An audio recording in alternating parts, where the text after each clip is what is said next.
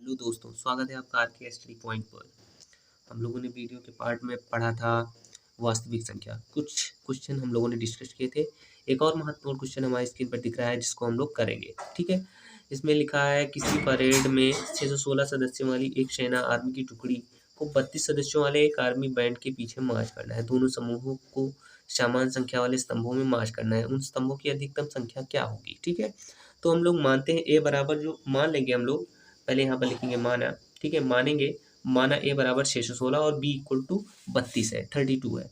तो हम लोग क्या करेंगे, वही सिंपल सा यूक्लिड विभाजन प्रमेय का उपयोग करेंगे, लेकिन हम लोग सीधे सीधे भाग दे देंगे। ठीक है, तो 32 से करना 32 हो जाएगा और क्या हो जाएगा, एक से 2 तो जाएगा नहीं, तो इधर से उधार लेंगे। 11 में से 2 गया 9 और यहाँ 5 में से 3 गया 2। ठीक है, और ये 6 हो जाएगा। ठीक है, अभी हम 32 इस तरीके से ले जाएंगे कि 296 करीब करीब जाए, तो 32 9 बार में ले जाएंगे, 9 बार में, 9 टाइम्स में ले जाएंगे। 9 दूनी 18 की 8, 9 3 27 और एक 28 हो जाएगा। अभी 16 में से 8 गया 8 और ये कैंसिल हो जाएगा क्योंकि इधर से उधार लेंगे। ठीक है, तो ये हो जाएगा, अब 32 बीच में आ जाएगा, 8 चौक 32, ये पूरा पूरा कैंसिल हो जाएगा। अब हम लोग वही करेंगे जो करते हुए आ रहे हैं, यूक्लिड विभाजन का उपयोग करेंगे। यूक्लिड विभाजन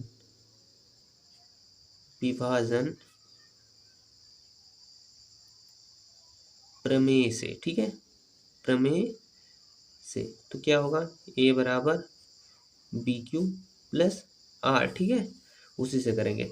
तो स्टेप फर्स्ट में लिखेंगे, स्टेप फर्स्ट में क्या हो जाएगा, 32 सॉरी पहले 32 नहीं लिखेंगे, पहले 616 लिखेंगे। 616 इक्वल टू क्या हो जाएगा, ए लिखेंगे, फिर बी क्यू 32 इंटू 19 और प्लस में 8 हो जाएगा।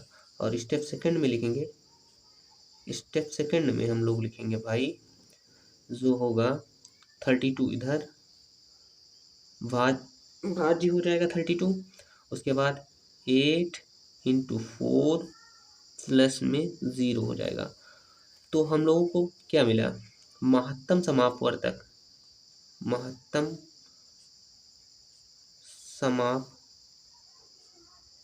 क्या मिला भाई, एचसीएफ।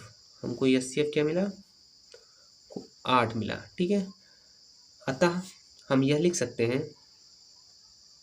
अतः जो स्तंभों की संख्या होगी अधिकतम, अतः अधिकतम स्तंभों की संख्या, अधिकतम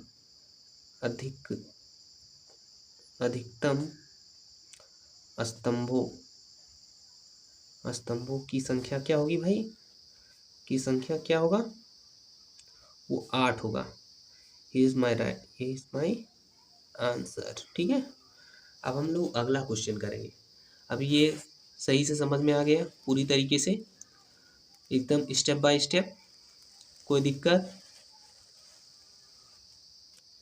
नहीं होनी चाहिए। अब हम लोग अगला क्वेश्चन करेंगे इसी चैप्टर्स का, रियल नंबर्स का बहुत ही महत्वपूर्ण क्वेश्चन है, बहुत ही महत्वपूर्ण क्वेश्चन है जो हम लोग करने जा रहे हैं। यूक्लिड विभाजन प्रमेय का उपयोग करके, हम लोगों को क्या फाइंड करना है, यूक्लिड विभाजन प्रमेय का उपयोग करके दर्शाइए कि धनात्मक पूर्णांक का वर्ग किसी पूर्णांक यम के लिए ये 3m या 3m प्लस 1 है। तो हम लोग क्या करेंगे, सबसे पहले हम लोग वही करेंगे, पहले मानेंगे। ठीक है, तो माना सॉल्यूशन में, हल में लिखेंगे पहले हल, फिर लिखेंगे माना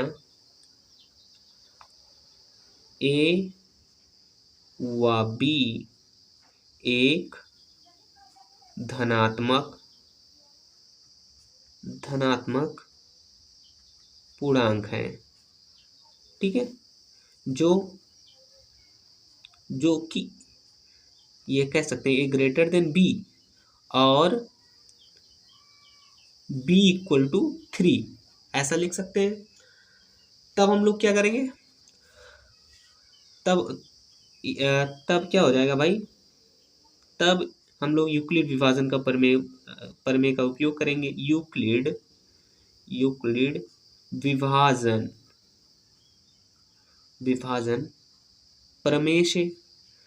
प्रमेय से क्या होता है, ए बराबर बी क्यू प्लस आर, ऐसा कुछ होता है। आर की वैल्यू हम लोगों को पता चल जाएगी क्योंकि 3 है, बी इक्वल टू 3 है, तो आर की वैल्यू क्या हो जाएगा, तब आर की वैल्यू क्या हो जाएगी, तब आर इक्वल टू 0 1 2, 0 1 एंड 2 यही हो जाएगा क्योंकि b इक्वल टू 3 है। ठीक है, तो 3 से ज़्यादा r की वैल्यू नहीं होगी, इसलिए हम ऐसा लिख सकते हैं, क्या लिख सकते हैं, जबकि ऐसा लिख सकते हैं 0 इज ग्रेटर देन r, क्योंकि 0 का r की वैल्यू 0 भी हो सकती है और 0 से बड़ी भी हो सकती है, और फिर ग्रेटर देन 3, यानी कि r की जो वैल्यू होगी वो 3 से कम होगी, 3 से कम होगी, 3 से ज़्यादा हो ही नहीं सकती। ठीक है, क्योंकि b इक्वल टू 3 ऑलरेडी दिया गया है। ठीक है, तब हम लोग क्या कर सकते हैं, तब a बराबर, ठीक है, v फॉर क्या है 3, और q हमको वैसे रख देंगे, q प्लस r की वैल्यू 0, तो पहला समीकरण ये बन गया हम लोगों का, पहला समीकरण 1 मान लेंगे हम लोग इसको। दूसरे में हम क्या करेंगे, फिर दूसरा करेंगे, a बराबर, ठीक है, v फॉर 3 q प्लस 1 कर लेंगे, ये हमारा दूसरा समीकरण हो गया। ठीक है, और ये तीसरा हम लोग रखेंगे 3q प्लस 2, ये समीकरण 3 हो गया। अब हम लोग क्या करेंगे, सबको वर्क कर देंगे। ठीक है, समीकरण एक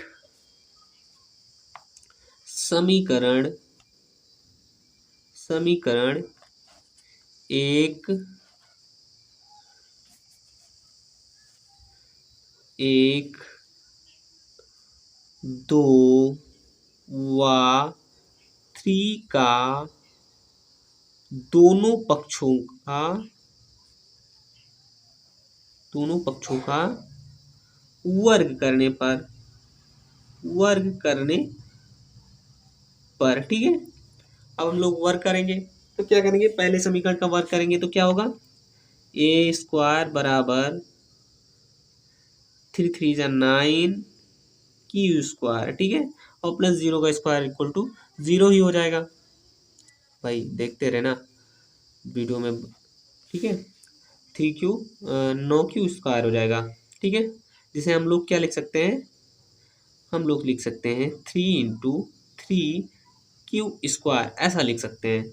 आप लोग दूसरे समीकरण का वर्क करेंगे तो ए स्क्वायर इक्वल टू 3 3 जा 9 क्यू स्क्वायर प्लस 2 गुणे पहली संख्या, दो तिहाई क्या हो जाएगा, 2 गुणे पहली संख्या 3 हो जाएगा, फिर क्यू, फिर गुणे दूसरी संख्या प्लस 1 का स्क्वायर। हम लोग इसको ऐसे लिख सकते हैं, क्या लिख सकते हैं, 9q square plus 6q plus 1, और इसको हम ऐसे लिख सकते हैं, इन दोनों में क्या कर सकते हैं, कॉमन ले सकते हैं, 3 कॉमन हो जाएगा, 3, ठीक है, तो इन दोनों में 3 कॉमन हो जाएगा तो क्या हो जाएगा, 3 3 जा 9, ये हो जाएगा प्लस का 2q और प्लस का 1, ऐसा हो जाएगा। ठीक है, अब हम लोग तीसरे का वर्क करते हैं, तीसरे समीकरण होगा वर्क करते हैं, a square equal to 3q plus 2 का होल स्क्वायर करेंगे, सॉरी पहले कर दे रहे हैं। ठीक है, तो 3 3 जा 9q स्क्वायर हो जाएगा बाबू, ठीक है, और प्लस का 2 2 जा 4 हो जाएगा, फिर प्लस का 2 गुणे पहली संख्या 3q प्लस दूसरी संख्या 2 इंटू 2। ठीक है, अब हम लोग क्या लिख सकते हैं, 9q स्क्वायर, ठीक है, 9q स्क्वायर, फिर हम लोग क्या लिख सकते हैं, 9q स्क्वायर हो जाएगा प्लस 2 तिहाई 6 दूनी 12q हो जाएगा और प्लस का 4 हो जाएगा। अब हम लोग इस समीकरण को हम कुछ इस तरीके से भी लिख सकते हैं कि 9 मतलब पहले हम लोग क्या करेंगे, 9q square plus 12q plus 3 plus 1, ऐसा लिख सकते हैं। अब इन तीनों में हम लोगों को 3 कॉमन बनना है तो 3 कॉमन कर लेंगे, 3 3 जा 9, 3q² प्लस 3 4 जा 12, 4q प्लस 1 हो जाएगा और प्लस का 1 ऐसे लिख देंगे। ठीक है, इतना समझ में आ गया। आगे बढ़े। देखो अब हम लोग क्या करेंगे, जैसे हम लोगों ने पहले समीकरण में 3q और 3q² प्लस 2q ऐसा किया और 3q² प्लस 4q प्लस 1 ऐसा किया। ठीक है, तो हम इन सबको क्या मान लेते हैं, यम मान लेते हैं। तो हम लोगों का पहले समीकरण 1 से समीकरण 1 2 व 3 से, ठीक है, ऐसा करेंगे तो क्या हो जाएगा, ये हो जाएगा 3m प्लस 1 हो जाएगा। और पहले समीकरण में पहले देखते हैं, तो पहले समीकरण में 3m ही होगा। ठीक है, और दूसरे समीकरण में भी 3m प्लस 1, क्योंकि 3q² प्लस 2q बराबर यम कर लेते हैं हम लोग। ठीक है, और तीसरे में भी क्या हो जाएगा, 3q² प्लस 4q प्लस 1, ये भी m हम लोग मान लेंगे। 3q² प्लस 4q प्लस 1 ऐसा मानेंगे, यम मान लेंगे, तो क्या हो जाएगा 3m प्लस 1 यहाँ पर भी हो जाएगा। तो हमको प्रूफ क्या करना था, 3m प्लस 1। ठीक है, 3m प्लस 1 प्रूफ करना था। अब हम लोग आगे बढ़ रहे हैं, तो हम लोग ऐसा लिख सकते हैं, अतः हम ऐसा लिख सकते हैं, ए स्क्वायर का विस्तार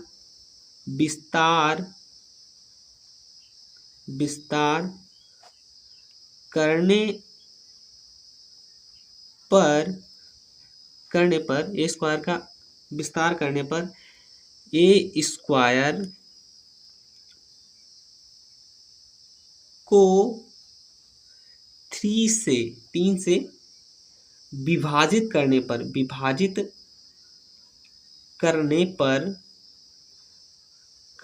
पर शेषफल 0 या 1 आता है। अतः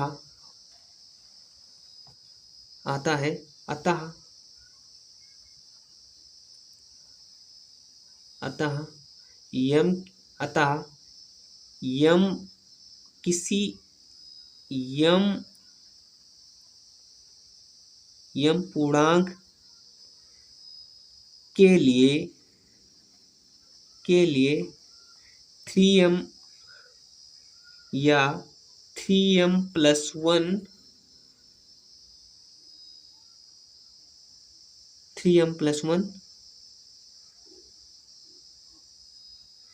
रूप का होगा। इति सिद्धम हमें यही सिद्ध करना था कि 3m प्लस 1 जो है, जब हम लोग 3m प्लस 1 या 3m, यही हमको प्रूव करना था। जब हम लोग मानते हैं कोई, माना ये व बी एक धनात्मक पूर्णांक है जो कि a ग्रेटर देन b और b इक्वल टू 3 मान लेते हैं। 3 से हम लोग जो समीकरण बनता है वो 3 से जब हम लोग डिवाइड करते हैं तो हमें उसका शेषफल जो है 0 या 1 आता है। इसलिए वो जो हमारा समीकरण मिला 3m प्लस 1, यही हम लोगों को प्रूफ करना था। ठीक है, तो हम लोग आगे बढ़ते हैं। एक क्वेश्चन